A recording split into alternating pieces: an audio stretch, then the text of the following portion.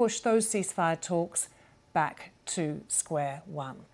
Well, let's talk to Sam Rose. He's in Khan Yunis in southern Gaza. He is the Director of Planning for UNRWA. That is one of the key UN groups that is working in Gaza at the moment. Sam, good to see you. What has happened in Gaza City today? I mean, it's been another very difficult day in Gaza City. The evacuation orders in Shaja'iyya to the east of the main artery across the Gaza Strip, they were issued about a week ago. Yesterday, we then got 2 sets of additional evacuation orders. So people who'd already been forced to evacuate, displaced from Shaja'iyya, pushed into the western areas of Gaza City, received evacuation orders again yesterday morning, and then a further set yesterday afternoon. So people being pushed further and further west. Our colleagues up there, we have hundreds of colleagues up there continuing to work, continuing to do what we can, sending reports, very grueling, very harrowing reports of intense bombardment, intense military operation, and really difficult right now to keep track of the situation given the rapidity of this onward movement. And as we've said before, really no place for people to go. People being pushed towards the beach to the west of Gaza City and also being ordered south. Some of them instructed to go south of the Wadi Gaza checkpoint, which you'll remember is the checkpoint that's been severing the north of Gaza from the rest of the Gaza Strip since almost the start of the war. And Sam, what's the situation with trying to get things in at the moment, particularly fuel?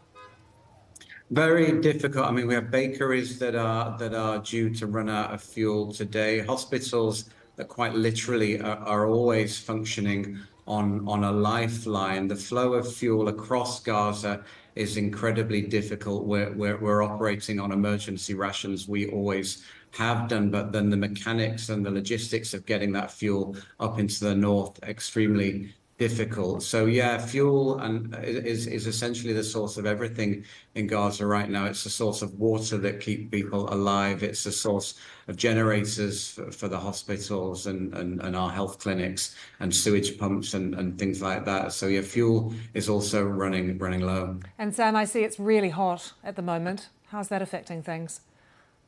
I mean, it affects everyone. It dehydrates populations and young children who are already deeply food insecure and malnourished. It adds risks of infectious disease, diarrhea, hepatitis. We see that is up over the summer months, and it also just makes life even more unbearable in terms of the stench, in terms of the unbearable conditions in which people are living. Several hundreds of thousands of people living under plastic sheets that just act as radiators in temperatures like this. And it's only early July, so things are going to get worse as the summer continues, unfortunately.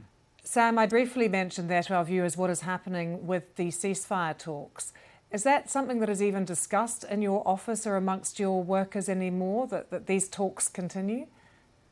It is discussed. I mean, there's a real dissonance between what we see on the political stage and what we hear on the media and the reality of what people face here. I mean, the last week has seen an intensification of bombardments in various areas of the Gaza Strip, including Khan Yunis, where I am. So how to, reconcile that with what we're hearing, what we're reading? I mean, people hope and pray for an end to this. We as UNRWA call for an immediate ceasefire and a release of hostages. So people hope. I mean, the worry, I guess, is twofold. One is a reminder that every element of people's lives here is subject to the control of outside or authorities, literally, whether they live or if they die. And secondly, a real fear that if this latest round of talks towards a ceasefire fail, that there'll be worse to come. That's what we've seen in previous phases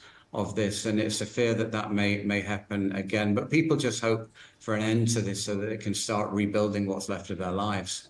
Sam, thank you so much for taking the time to talk to us. Sam Rose from UNRWA in Khan Yunis.